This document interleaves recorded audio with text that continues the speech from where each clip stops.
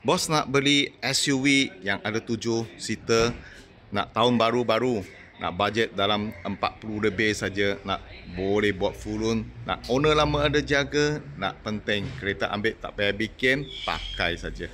Okey, ini hari Mr. Lee mau recommend ini tahun 2019 per 2 arus 1.5 yang X1 model. Okey, kereta semua servis dekat per 2 lagi. Semua elok cantik walaupun tak ada warranty, masih ada servis di per 2. Kereta memang cun cantik sebiji macam baru lah. Original habis, tak pernah accident, tak pernah banjir lah. Kereta memang cun elok cantik lah. Okey, ini hari cuma nak jual 48,800 saja. Boleh buat full loan kalau buat full loan bulanan 600 lebih boleh dapat. Ini full spec full spec per 2 arus 1.5 X1 model. Okey, sekarang Mr. Lee review ini kereta. Kasih bos. Selamat petang bos. Mr. Lee baru dapat tadi pada trade-in. Owner lama, ini kereta boleh kata sebiji macam baru lah. Owner cerita ini masih servis dekat per 2. Kereta memang cun-cun cantik, tak pernah accident, tak pernah banjir Cat masih ori sampai sekarang lah. Kereta owner lama memang ada jaga kereta semua elok lah. Engine, gearbox, suspension tip top lah.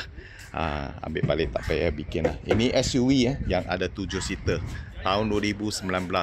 Kalau bos nak cari SUV 7 seater nak bawa family lebih ramai, dengan kereta tinggi sikit, jalan jauh selesa, tahun baru, jangan tak risau maintenance, tak risau rosak. Okey, ini tot.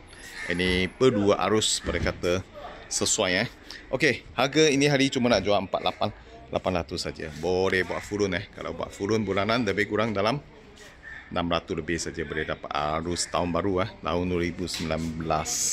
Okey, bulanan kalau buat full loan bulanan 600 lebih lah. Kira mampu milik Kalau ada bos suka, kontak cepat Okey, di dalam interior semua leather lah. Sebab X1 model, push start button semua ada. Itu screen semua boleh pakai tak ada masalah. Mileage pun tak tinggi masih servis di berdua lagi. Jangan risau. Kalau ada bos nak buat full loan SUV lagi nak tahun baru, nak pakai lama, tak risau, harus boleh kata paling sesuai Okey, kalau ada bos suka ini kereta, cepat Roger Mr. Lee. Thank you for support.